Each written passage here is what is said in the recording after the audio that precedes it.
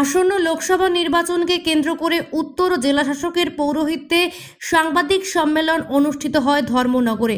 উক্ত এই সাংবাদিক সম্মেলনের মাধ্যমে বিভিন্ন তথ্যের জানান দিলেন জেলাশাসক। এদিনের সাংবাদিক সম্মেলনে জেলাশাসক দেবপ্রিয় বর্ধন ছাড়াও উপস্থিত ছিলেন উত্তর ত্রিপুরা জেলার পুলিশ সুপার ভানুপদ চক্রবর্তী সহ অন্যান্য আধিকারিকেরা।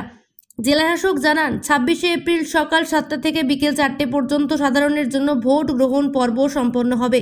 পোস্টাল ব্যালট সংগঠিত হবে 22শে এপ্রিল এবং 23শে এপ্রিল। 17 এপ্রিল ও 18 এপ্রিল বাড়ি বাড়ি গিয়ে ভোট গ্রহণ পর্ব সম্পন্ন করা হবে। মোট 2500 জন দিব্যাঙ্গ ভোটার রয়েছে উত্তর জেলায়।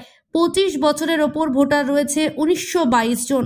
মোট 298টি এলাকায় পোলিং স্টেশন স্থাপন করা হবে। ভোট গ্রহণ পর্ব এবং ভোটের কার্যকলাপ পরিরক্ষণের জন্য বহু সংখ্যক মাইক্রো অবজারভার নিয়োগ করা হয়েছে।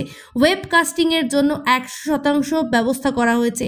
14টি মডেল পোলিং স্টেশন স্থাপন করা হয়েছে। 17টি মহিলা ভোট কর্মী দ্বারা নিয়ন্ত্রিত পোলিং স্টেশন রাখা হয়েছে। এই 17টি পোলিং স্টেশনে শুধুমাত্র মহিলারা কাজ করবে এমন নয়, বিভিন্ন রাজনৈতিক দলগুলিকে পোলিং এজেন্ট পর্যন্ত মহিলাদের রাখার অনুরোধ জানানো হয়েছে। উত্তর জেলায় 2 জন ট্রান্সজেন্ডার অর্থাৎ তৃতীয় লিঙ্গের ভোটার রয়েছে। পুলিশ সুপার জানান, এই ভোটকে কেন্দ্র করে হোটেলগুলিতে চেকিং, যানবাহন চেকিং এবং নাকা পয়েন্টগুলিতে চেকিংয়ের ব্যবস্থা কঠোর থেকে কঠোরতমভাবে চলছে।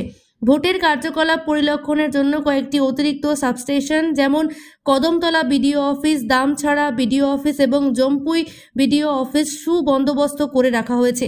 ভোট চলাকালীন সময় কোথাও ভোটিং মেশিন নিয়ে কোনো ধরনের অসুবিধা সৃষ্টি হলে এই সাবস্টেশনগুলি থেকে তৎক্ষণাৎ পরিষেবা দেওয়া হবে।